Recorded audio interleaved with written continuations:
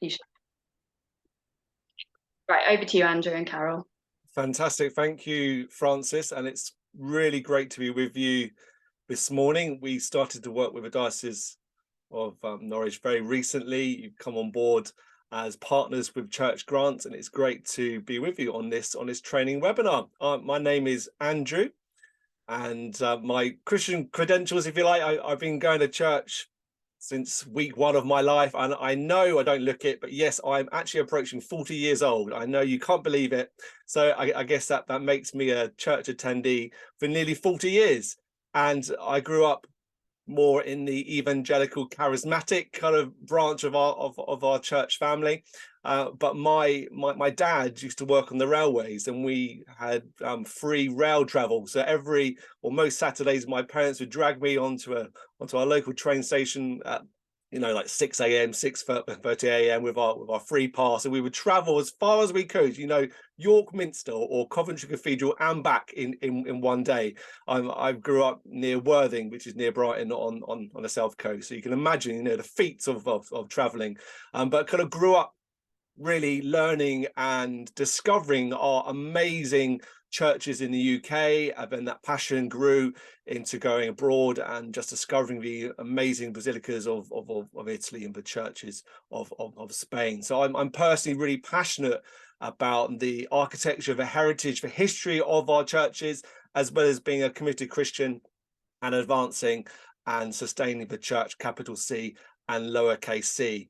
I run my own charity consulting called Apostle, where I do loads of great work, mainly with churches, but also Christian charities.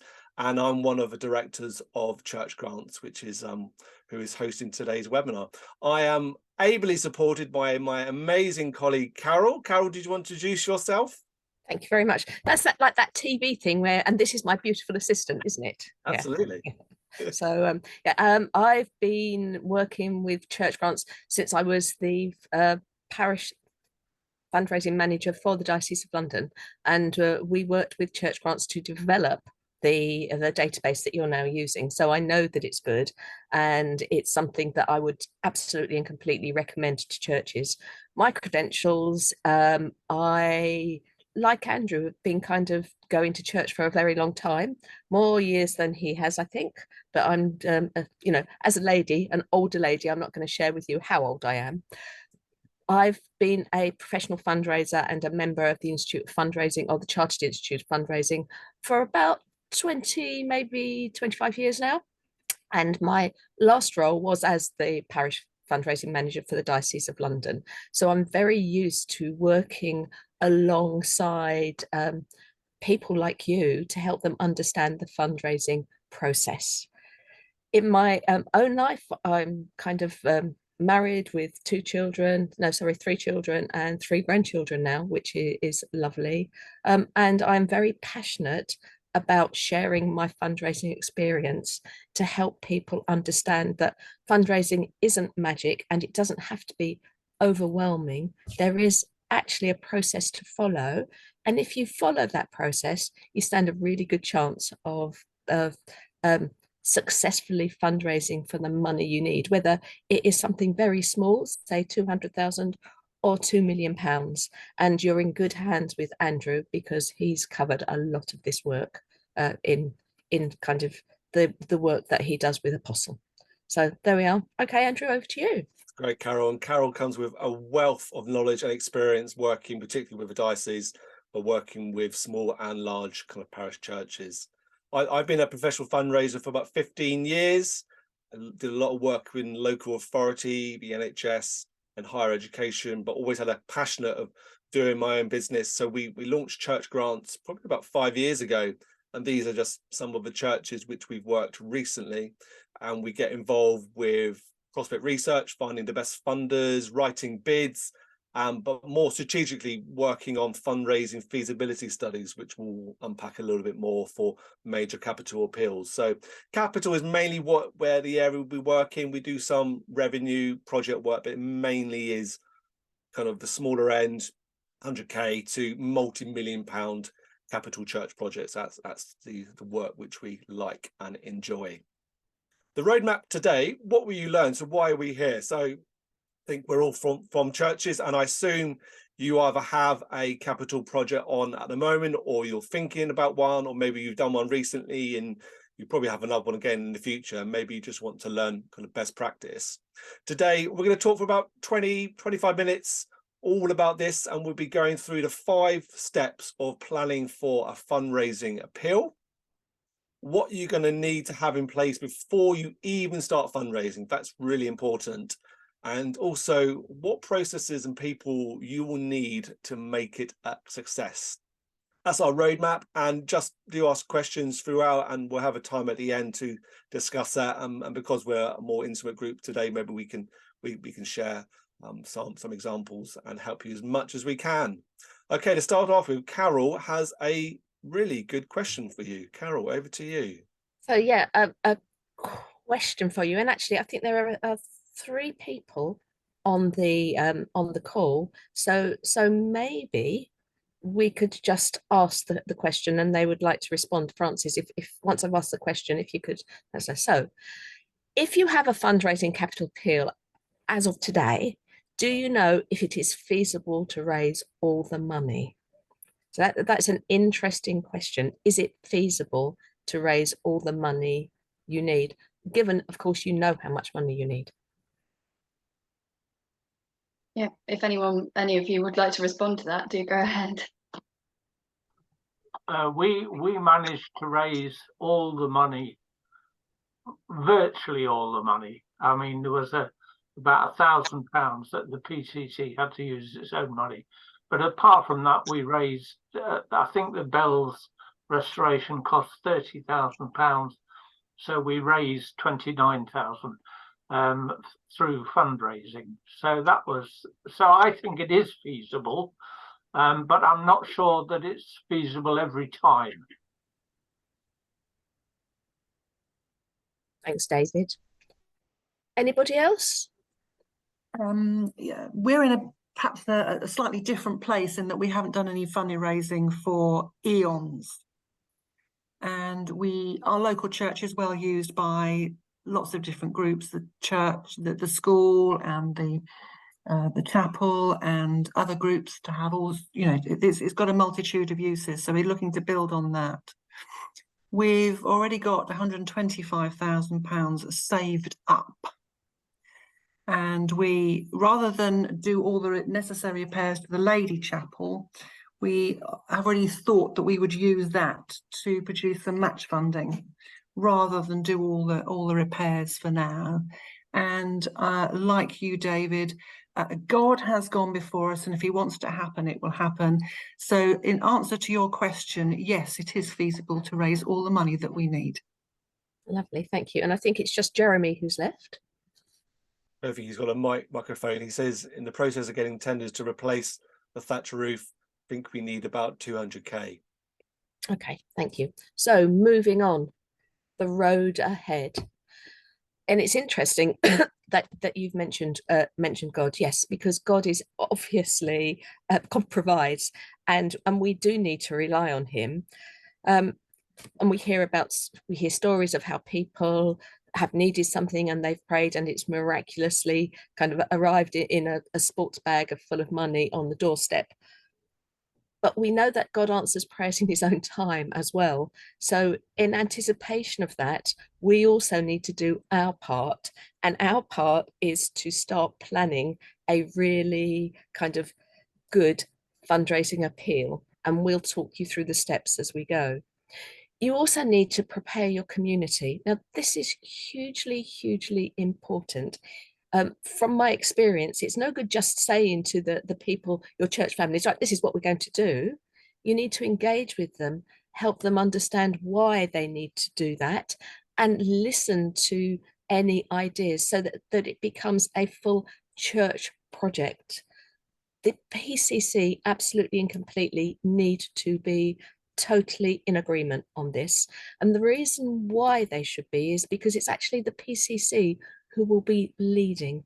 Fundraising is not a vicar's prerogative. A vicar shouldn't be leading your fundraising. If a vicar's leading your fundraising, they are not then able to concentrate on their main role of looking after the flock. So the PCC need to lead this. And it sometimes there are tensions within that, but before you can really fundraise effectively, everybody has to be in agreement. And the other thing to do is about identifying talents and skills. Fundraising is not a sole occupation. I've learnt that from experience. I did try at the very start, and I didn't get anywhere. You need to surround yourselves with a really solid team. It doesn't have to be a big team, and it doesn't actually have to come from the PCC or the church family. What you need to do is identify people around you who have the talents you need, the skills you need, maybe fundraising, maybe a surveyor, maybe an architect, people who share your passion for keeping your church building in good condition to help you raise money for the necessary repairs and any reordering that needs to be done. Okay, so moving on. So step one, reflection, and that kind of links to the feasibility stuff. What do you want to achieve and why?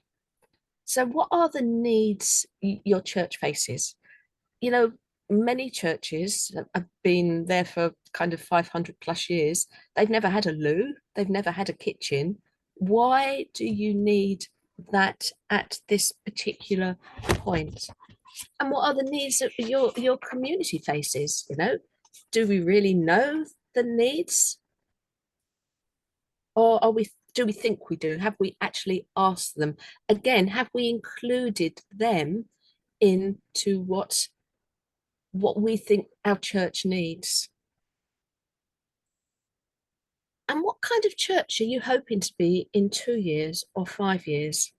Now, the reason we ask this question is because funders are starting to look at, so the church needs ABC, but why? What difference is that going to make? They will ask you, why do you want to do this? And what will you achieve by doing it? They're looking for sustainability. People like to give, whether they're major donors or grant funders, they like to give money to successful projects. They like to give money to people who are running those projects, who know what they're doing and why they're doing it. And how will your capital project solve the challenges that you're seeking to resolve? Andrew, do you want to add anything to that? I think the step one, reflection, is a really good process to go through, because it's almost a pausing. If you've got any size of capital appeal, I think even before starting the fundraise, just reflecting on these questions will really align the thinking. And actually, this is a good process to go through, maybe with your PCC, maybe not a PCC meeting, but maybe you can have a PCC away day or half away day, and you can chat about these types of questions. What kind of church do we want to be in a couple of years? What are the needs? Is it a new loo? Is it a new community hall? Is it repairing the roof?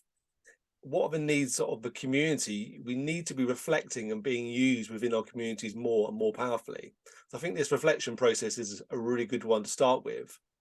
And as part of that, I mean, I don't know if you've got a pen and paper in front of you, but you may want to draw a line. And at one end, you might want to write church, and the other end, you might want to write community. Where does your capital appeal sit on this kind of line? More kind of for fabric repairs and restorations, like a spire restoration. I think a colleague mentioned repairing of the bells. That may potentially kind of serve and bless the church only, although I guess people can hear the bells, can't they, in the local communities, and that might be an important part of their identity. So actually your bells project may be somewhere in the middle. Or if you need to build a new kitchen, how are you going to use the kitchen to bless, resource, equip the church and community? Or is your capital project, is it going to be more focused on more community outputs? Is the majority of users going to be more community focused? So this is also a good reflection point to go through.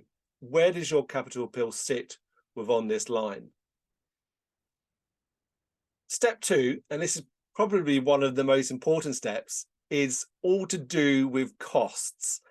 Costs drive absolutely everything. And if you've been a part of any church capital pill over the last year, you will know, because of inflation, costs have gone up dramatically.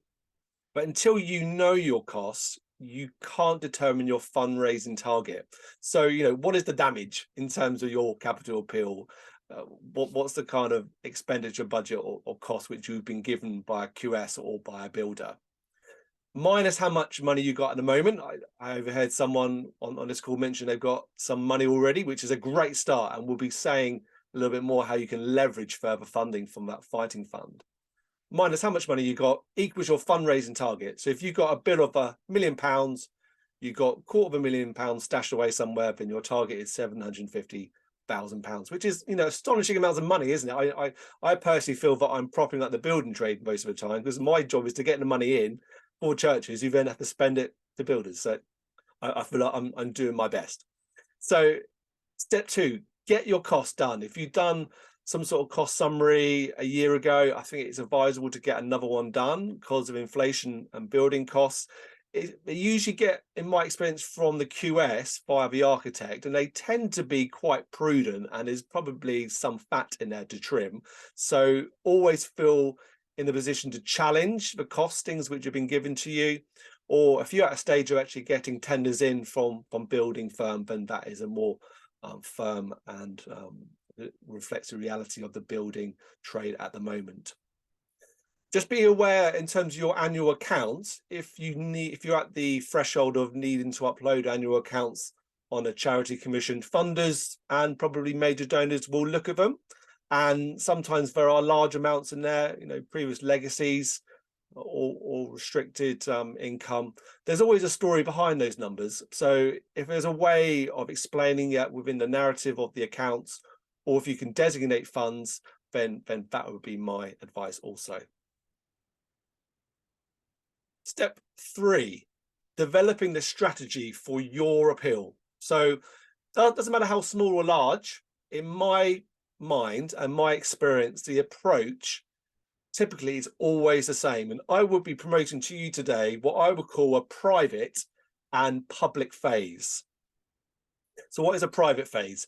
This is the phase where the majority of the money is identified, pledged, or got in the bank. And you ideally want to get somewhere between 70 to 90% in this private phase. And you want to end with a big local community public push, which is known as your public phase.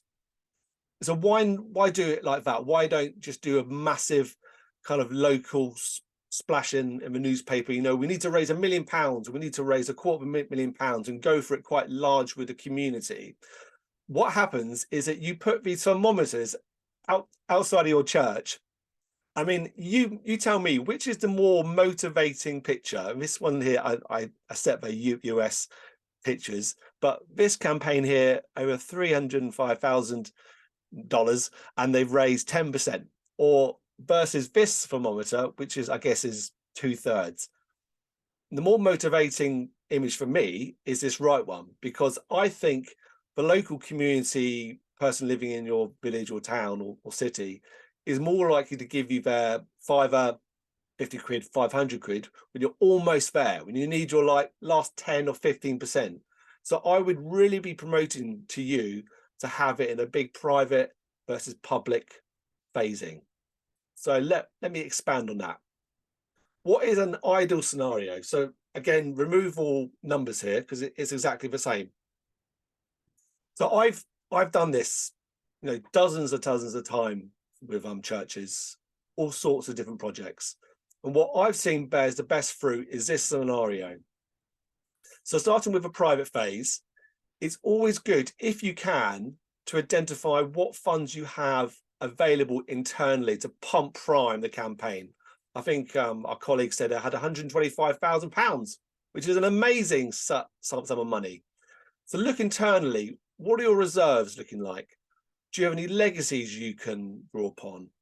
Or can you do an initial pump priming church appeal to kind of give you that fighting fund? And then what I would do then, you've got maybe 20, 30% of your budget, maybe. you then go to your grants, because there tends to be an unlocking threshold with trusts and foundations. And that tends to be between 30 to 50% achieved. So whatever scale of project you've got, funders would like to see a large chunk of it already secured. I know the National Churches Trust like 50%. And I think the Benefit Trust are still at about 30%. Because if you go to a grant with no or very little money raised against your whole project, they're going to be asking you, well, is the church actually backing this? Are they investing in your own project? Why should I, as a funder, invest in your campaign if you're not seeming to be able to do yourself, kind of backing your own project? You then go to major donors. Is there any local statutory options? Corporates, I mean, traditionally corporates are incredibly hard to get any money out of, but you might be able to get some gifts in kind. You're hopefully going to be very successful within this middle private phase. And then you go to your local village or local town to say, right, village, town, we've raised 85% of the money. Come on, get behind this and get us over the line. And you can do crowdfunding, online appeals, and this is where you do your traditional jam sales or tombolas at your kind of church fete, if you like, to get you over the line. Andrew, can I just add there? And don't forget, people around who live around your church building, they may not share your kind of your faith, and they may not want to worship with you, but they probably love your building. So give them the opportunity to support that, because especially for smaller churches, maybe in smaller villages and smaller towns, it is part of the identity. Everybody knows it and they look out for it. And I'm actually traveling in Norwich at the moment, and actually Norfolk at the moment. And what I've noticed is that the churches in each of the villages, they are magnificent buildings, really solid. And as I'm driving along, I can see them coming on the road ahead of me. They are absolutely fantastic buildings.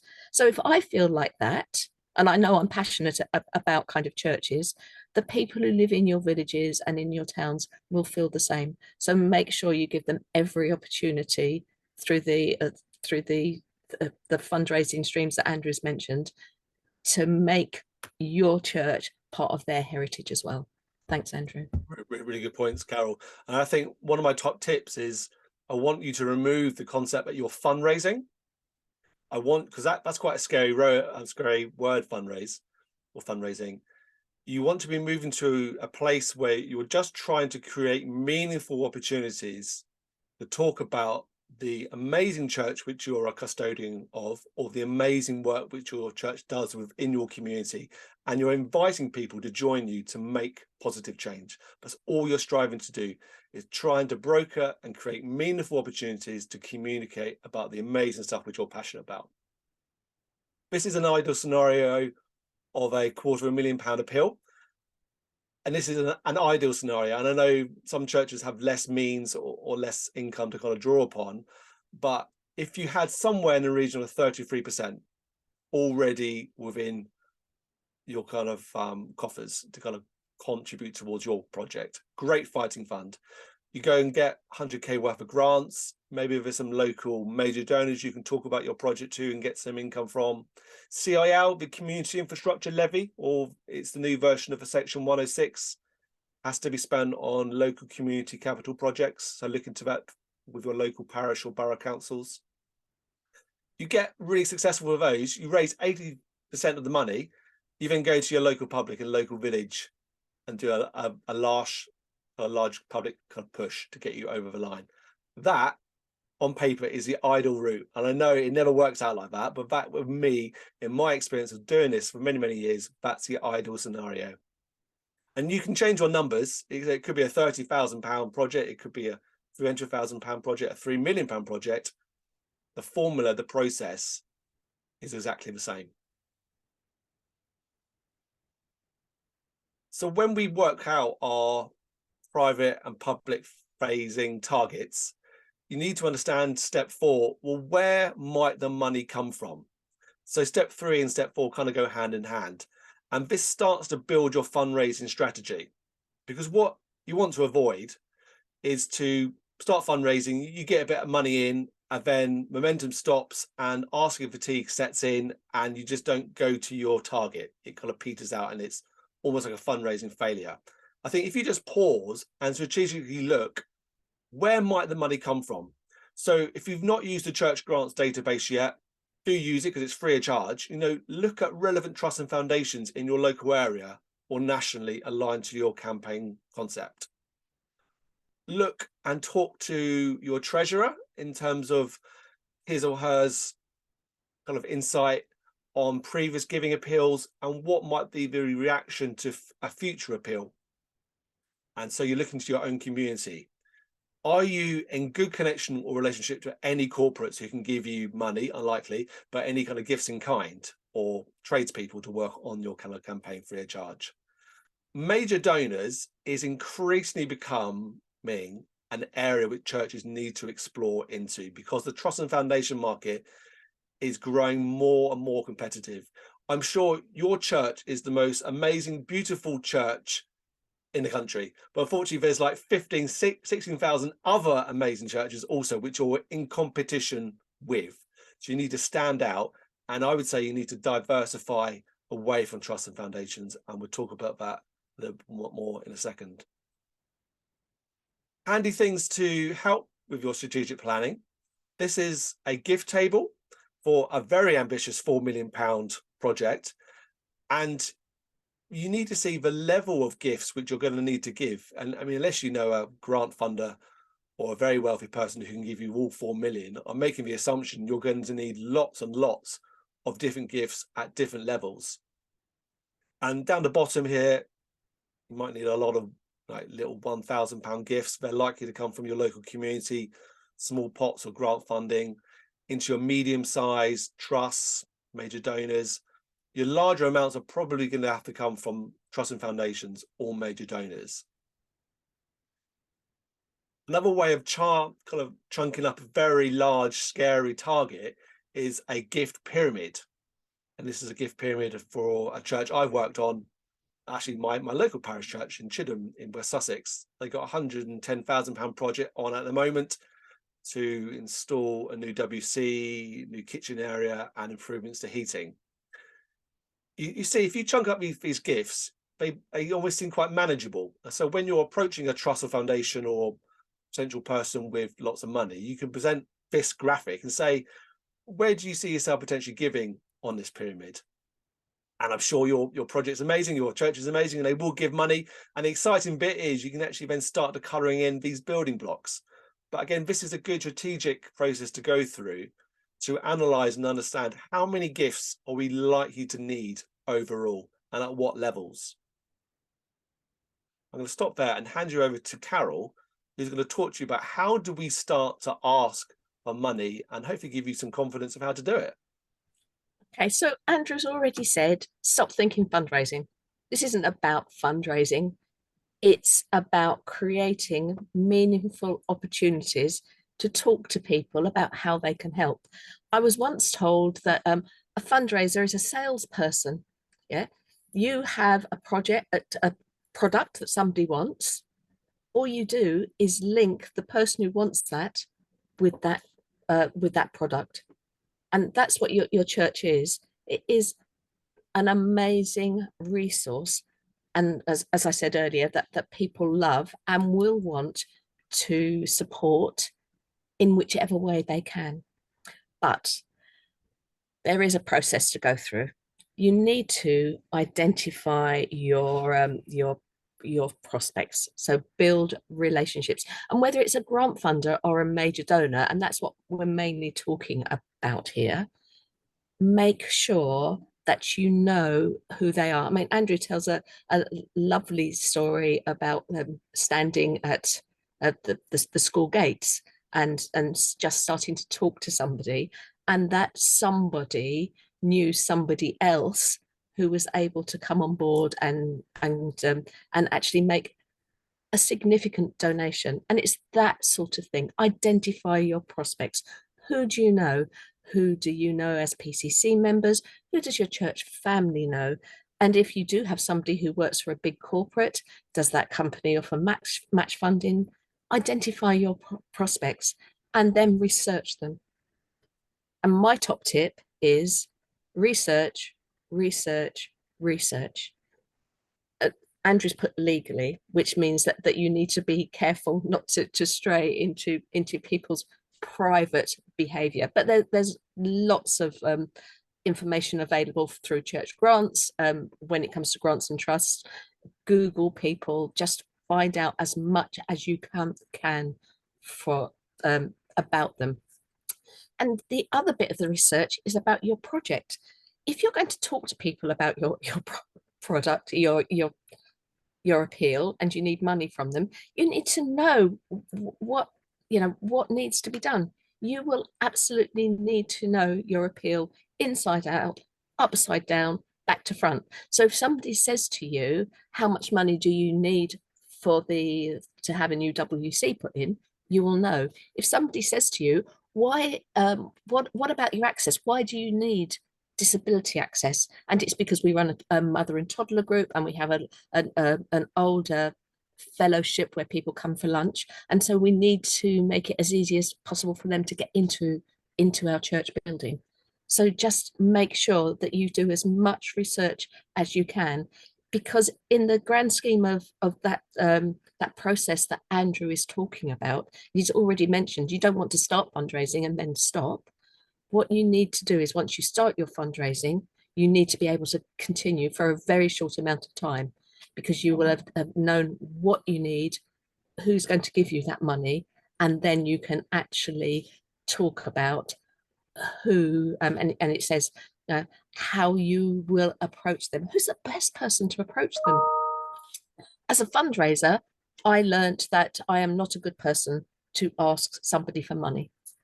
Your vicar could be, or the person that you met at the school gates who knows this other person, they would be the best person to ask.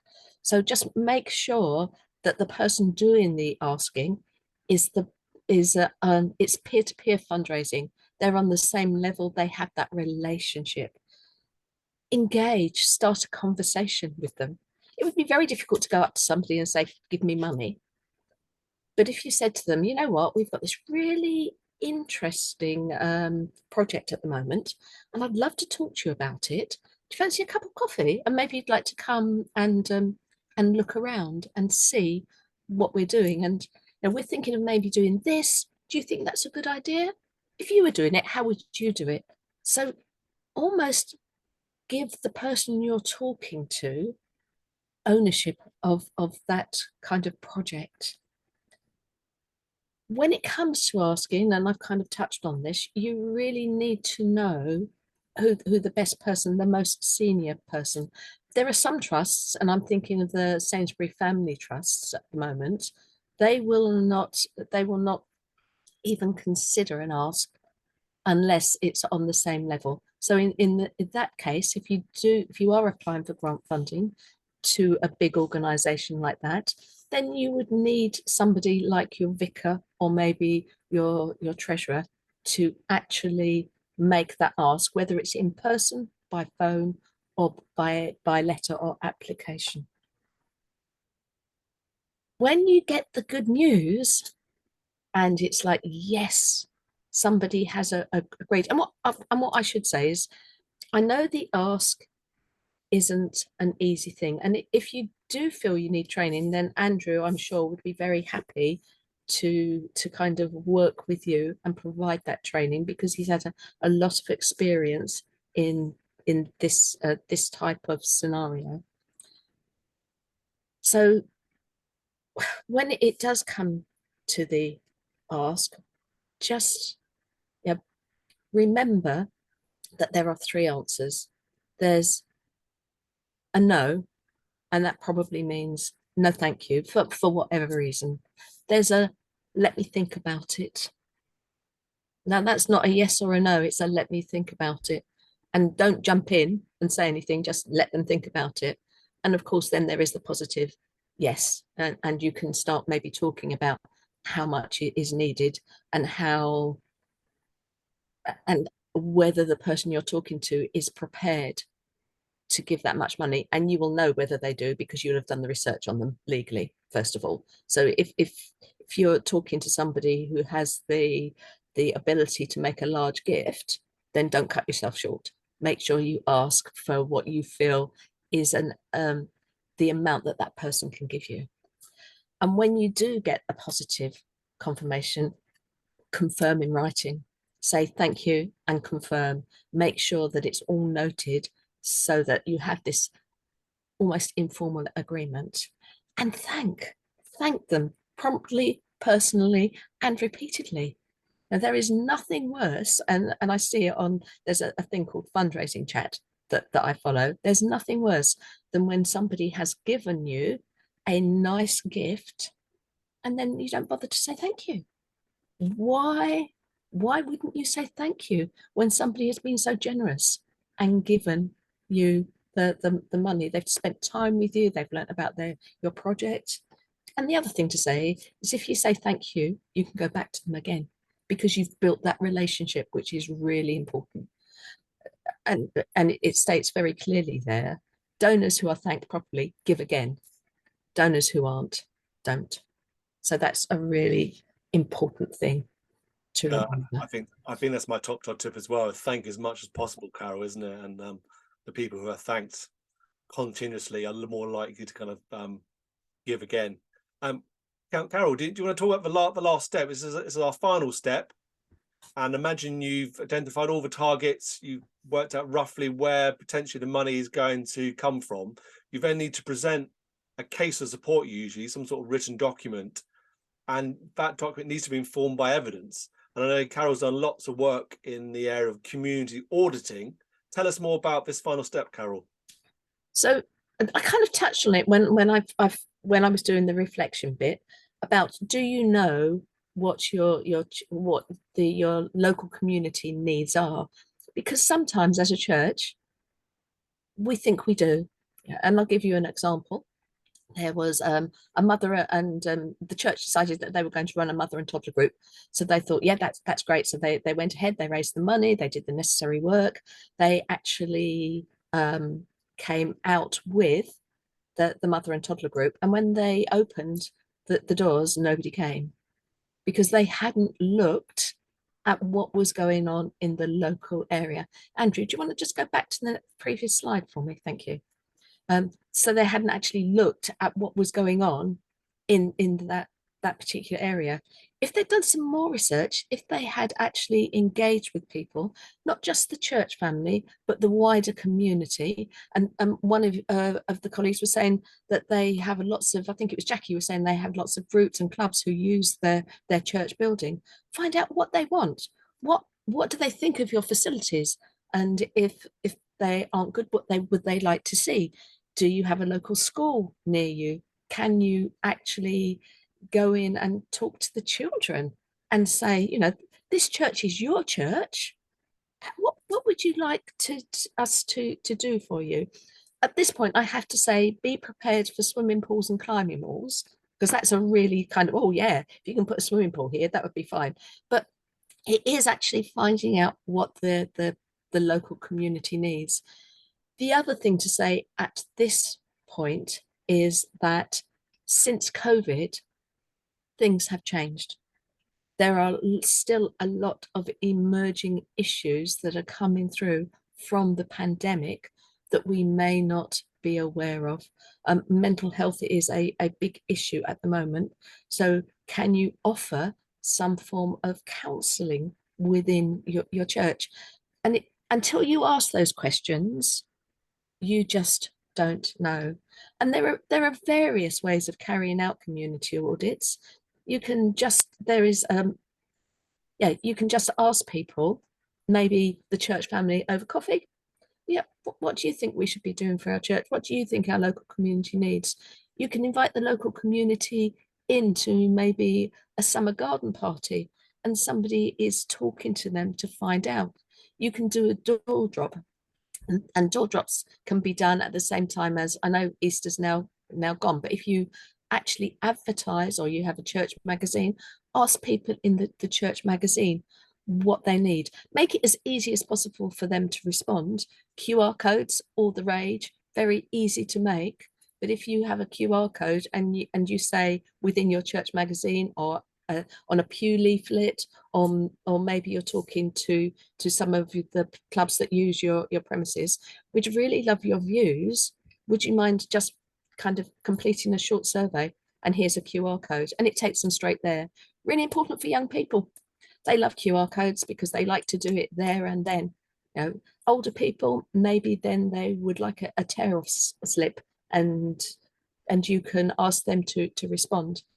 But whether it's an internal or an external community audit, you need to check you've got your facts right, because again, a funder will say to you, how have you involved the local community and what are you doing to meet their needs? Thanks, Andrew. Spot on, Carol. Thank you for that. So in summary, we're coming to the end now, summarizing our steps. So step 1, reflection. This will give you the evidence base of why you're doing a capital appeal. Costs will give you the reality of the finances involved.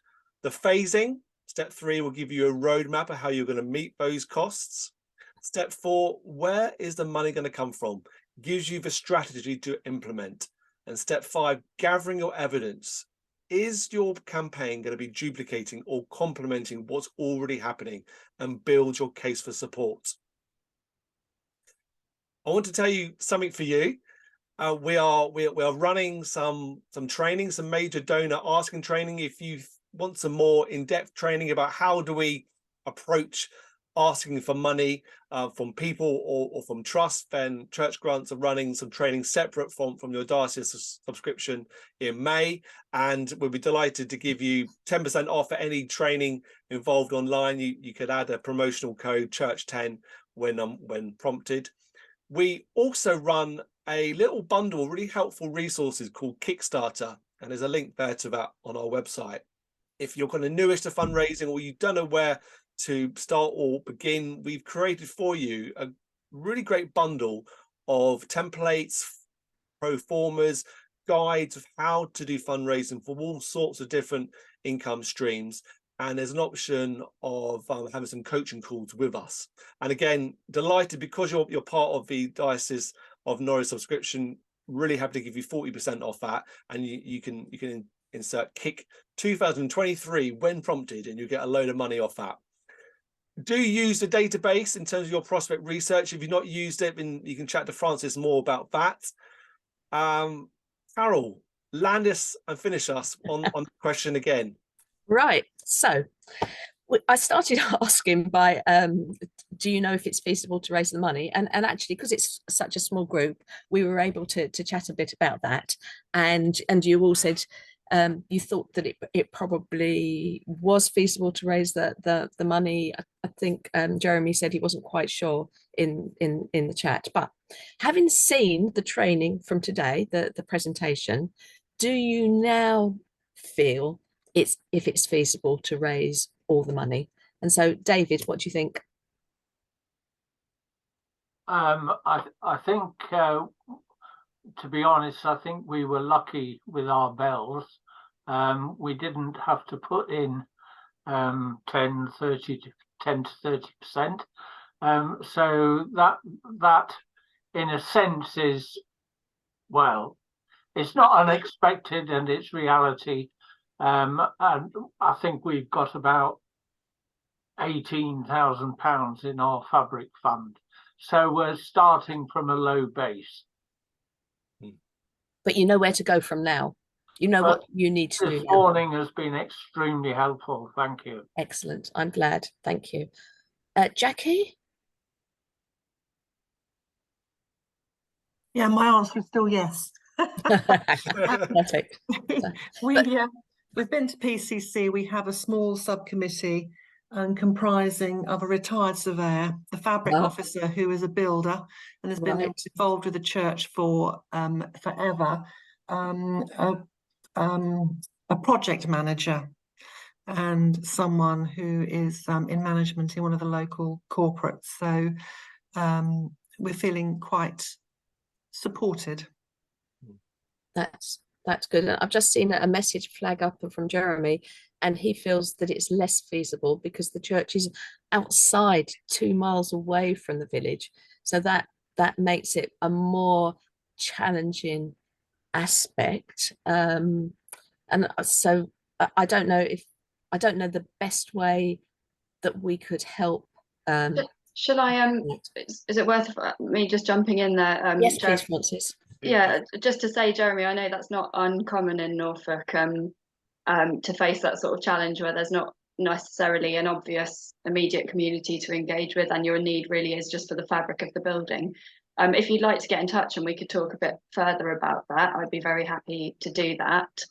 And also just generally, as that sort of 10 to 30% pump priming, you know, sometimes can be a little bit more difficult for churches with lower initial resources. There are sometimes some smaller local funders who are prepared to sort of come in at that stage to sort of help in that scenario. And that, again, that's something we could perhaps talk about, Jeremy, if you wanted to contact me. My email address is on our diocesan website. It's francis.jackson@dioceseofnorwich.org. But yes, you're not alone, Jeremy, and I think that, you know, that's my question, well, sort of question and observation in a way, was when it comes to the community audit, presumably that is just as important, actually, if your project is basically repair and fabric based, but it's just a case of being realistic about, you know, thinking creatively. We're repairing the fabric because we want this church to stand for generations. Absolutely. And you know, it's still relevant and important to reach out and think about, you know, beyond repairing the roof, what is the outcome of this? Yeah, there are more outcomes than you think. And the other thing is, if you do a community audit, you flag up awareness. You know, you can say to your local, and it doesn't matter. And I pick up the point about Jeremy's point about being slightly away from the village, but there will be a community, and for some rural communities, the community is more that, because it is a widespread community, it's farmland and everything, it's how you actually bring all of those people together, and maybe the church then becomes that hub where the kind of the farmers and those that live outside can come and meet together, and it becomes a really, really important place for gatherings and things like that. And if you actually can then explain to that community that the reason you need to repair the roof and you want to reorder the church is so that they have somewhere to come together, it can be a really strong and motivating way of actually sharing what's going on and finding out from them what they would like from a church, even if it is 2 miles away. Yeah. So I hope that helps. It's good, Carol. I've just been of help and interest today. Were there any other questions people wanted to